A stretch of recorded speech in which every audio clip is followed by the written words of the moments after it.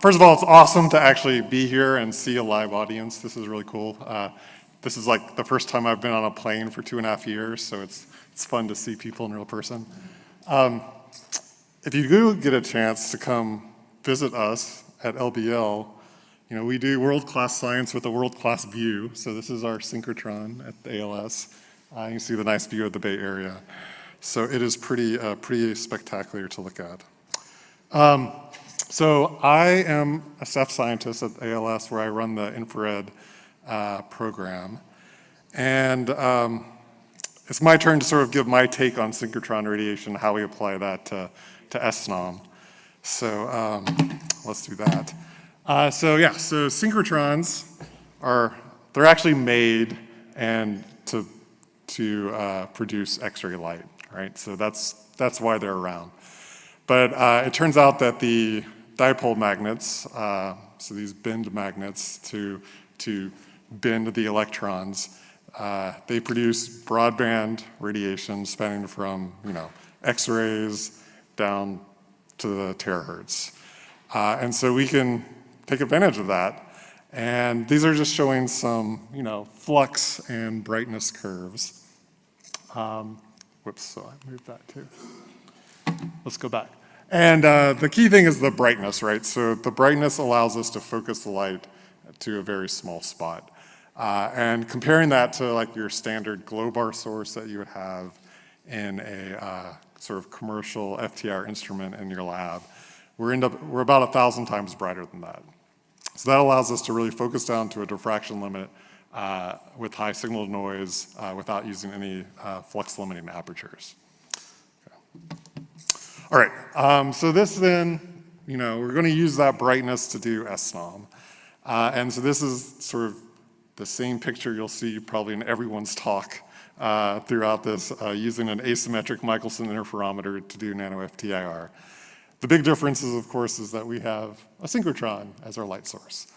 And that synchrotron, you know, gives you broad bandwidth, which is I've already advertised, and others have as well. At the ALS, we have two actually near-field instruments using s-SNOM. One is a sort of home-built system that we built with collaboration with Marcus Raschke's group. And then we also have a neospec system. And I'd say really the main difference between the two is this part, so this reference mirror. And the difference being that with our home-built system, we integrate a commercial FTIR bench, so it can scan a lot faster. But the main advantage is that it also has a longer path length, and so we can do higher spectral resolution with that instrument compared to the neospec instrument. Now, for a user standpoint, most of the time you actually don't need that high spectral resolution, and they actually find that they like the streamlined user interface and the extra flexibility, like in the sample motions and larger sample areas. So the neospec is actually very popular at our facility to be used. Okay. All right, so let's go the other way. What? Oh, okay, great. Okay. So one of the advantages, of course, is the bandwidth of the synchrotron, but we also are interested in sort of the spectral range too. And so if you look at, you know, things that you can measure,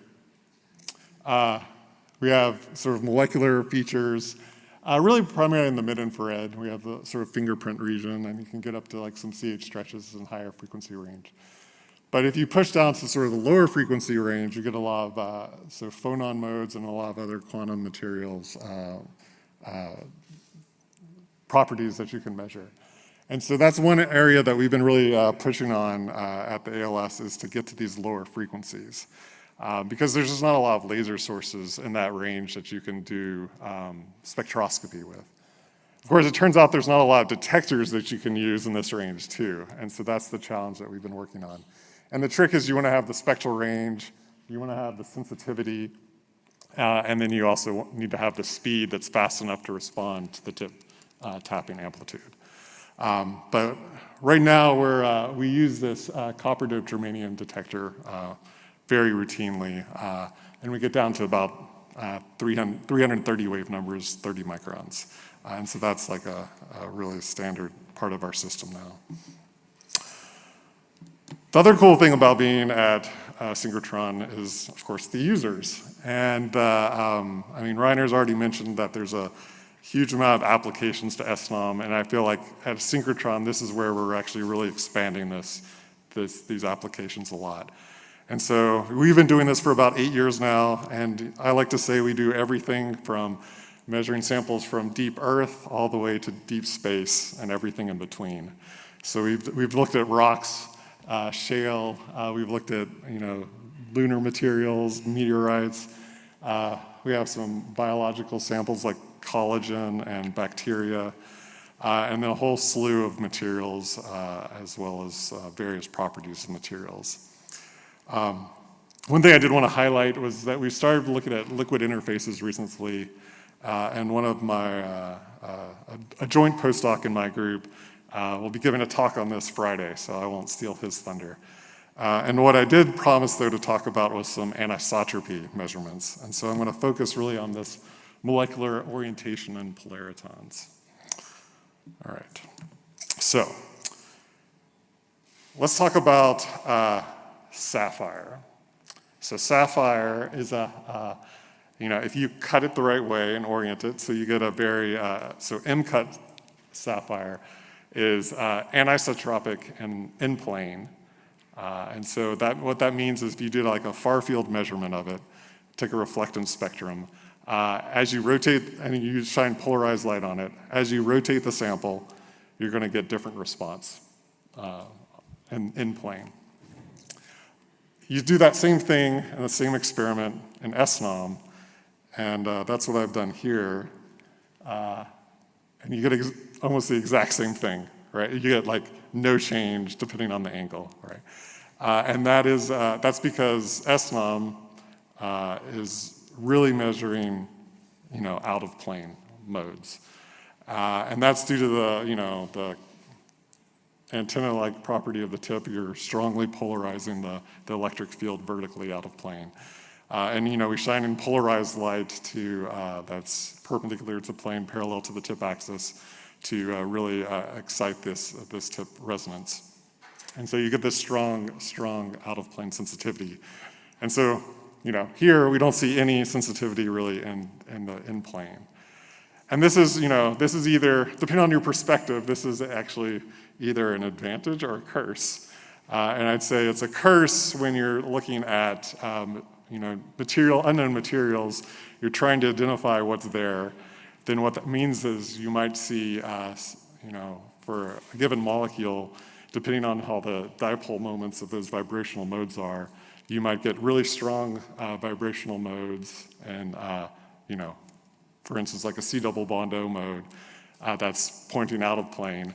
And then another vibrational mode you won't see at all, right? And so then if you say, well, what molecule is this? You're missing some key features that you would use to identify it. So that can be problematic. But you can also use that to your advantage. So if you actually know what molecule you have and you are aware of these varying dipole moments, then you can actually use that to calculate the orientation of the molecule on your surface. So that's really cool.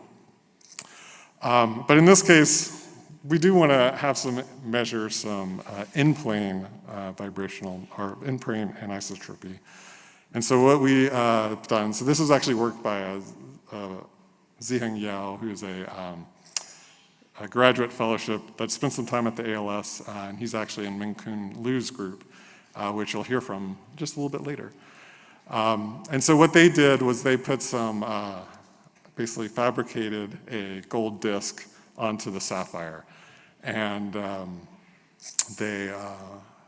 when you do sort of just a AFM topography and then do what we call white light imaging or broadband IR imaging, so this is non-spectrally resolved, you actually do see some contrast between sort of the one side of the disk versus the other side of the disk. And this is related to the sort of the light is coming in from this direction. So you always have dark on this side and bright on that side. And as you rotate your sample, you still have the same pattern regardless. But then if you look at the response, in this case we're going to just look at the phase response. As you rotate the sample, you do start to see some pretty big contrast now between the two. So if we have our component aligned with our c-axis, we'll see this strong red peak here, and then as we rotate, it goes away completely.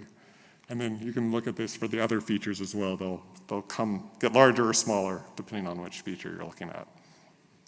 All right, so that's nice. And if you zoom that in a little bit more and look at sort of what's happening, you realize that all these features correspond to the longitudinal phonon frequencies. Right? Okay. And some quick analysis that they did and studied is basically this is almost a direct effect from this antenna. So this gold disc is acting like an antenna. And normally with antennas, you think, okay, I'm going to design an antenna to match the dimensions to match the wavelength of light, and then that's how I get my resonance. In this case, it actually doesn't matter what the dimensions of the antenna are. We're actually using the substrate to modify the antenna response. And so when the antenna, when our epsilon gets near 0, which is the case for when you're near a longitudinal phonon frequency, you basically trigger highly resonant behavior in this antenna, regardless of the dimensions of it. And so that's why you start seeing these changes. And then conversely, near your transverse optical phonon frequency modes, epsilon is large, and you actually suppress the resonant behavior, so you don't actually see it there. All right. So that's a nice little explanation of some anisotropy and measuring in-plane modes. But of course, in infrared, we like to brag a lot that we don't have to do any labeling to measure anything. And this is sort of like labeling your sample by fabricating a little disc on it. And so obviously, this is not ideal for everything you want to measure. And so we can move to another topic where you can just sort of measure the innate properties of the sample. And so Reiner already introduced this idea of polaritons and launching polaritons. In particular, we're going to talk about phonon polaritons here. And that's, you get these coupling between electromagnetic waves and some, dipole interaction within your sample. And you can get these phonon polaritons when the real part of the dielectric constant goes negative. And in phonon polaritons, this happens in phonons happens when in sort of what's called the Ristron bands. And so that's between the transverse optical phonons and the longitudinal optical phonons. All right, and so this is boron nitride. You can see there's two different regions, and they're actually different from each other, and one that, the Z component goes negative, and so this lower Ristron band. And then in the upper Ristron band, it's the end plane, the transverse mode goes negative. And those actually have different consequences, which I'll show. And then, as Reiner said too, with the confinement of the tip, you're actually able to launch these polariton modes that you can't do normally because the momentum and infrared light is really poor because of the wavelengths are so long. But the tip now provides this nano confinement. You have higher momentum. You can launch these modes, and they'll propagate. And generally, they propagate radially out from the tip. But then if they hit an edge, then they can bounce back. And then you can measure sort of the interference pattern of these as you scan your tip. All right. So this is some work we did with HBN a few years ago. So this is Yiwen Shi, who's a postdoc in Feng Wang's group at UC Berkeley. And we also did this in collaboration with Marcus Roschke's group. And basically, again, we're scanning along the edge, and we get frequency components. And this is a great demonstration sort of the broad bandwidth of infrared radiation, because we're measuring this all in one go, and we're measuring both phonon modes. And so we can see both the upper and the lower bands. And you can see because one's type 1, one's type 2, their dispersion's actually opposite from each other. So here the wavelengths get smaller as you go higher in frequency, and then in this type 1 mode, they actually go the other way. Okay. And so you can do spectra and then pull out line scans and do all sorts of fun analysis. And then what's cool, and so is what happens if you shrink now your samples, so you're getting not just an edge, but you're getting a second edge. And so this is actually work that Raul just talked about when he and Ingrid came to the ALS while his synchrotron was down and no longer working. So he came to play with us.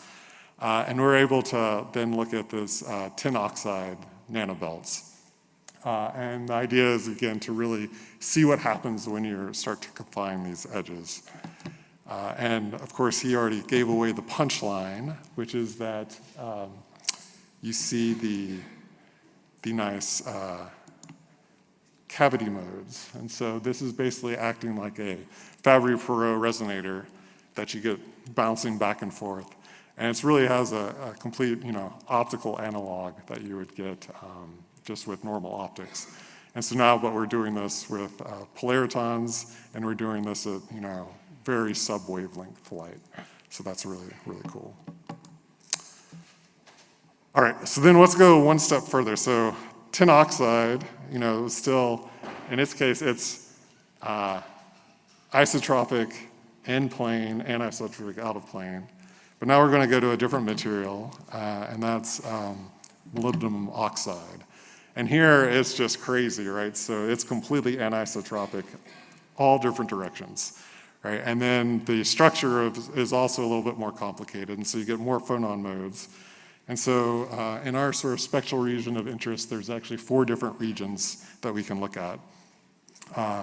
And they each have their own propagation when you look at phonon modes, right? And so what we're going to do is sort of the same idea. We have a nano ribbon, and then we're going to look at the different directions, scan along different axes.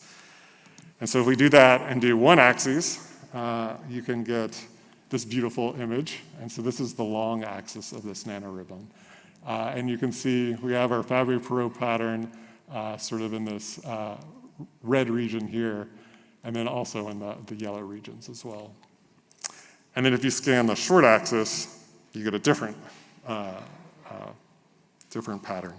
And then this is, corresponding to the now the blue region, which is the y-axis.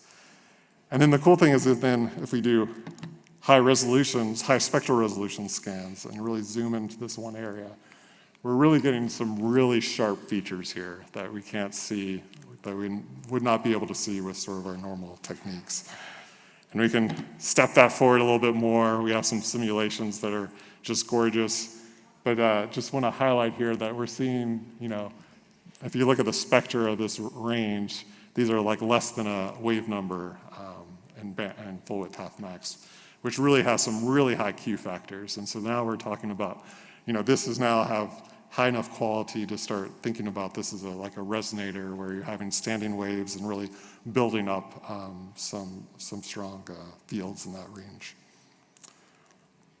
All right, and so then let's go full circle then and say, okay, the way this came about, right, is so this actual study, and so this is work by Shanjiji at Stanford University, and so their interest was really fabrication, right? So this is building materials, and so their whole method is how they're building these materials to do nanophotonics, and so they have developed this flame vapor deposition to do this.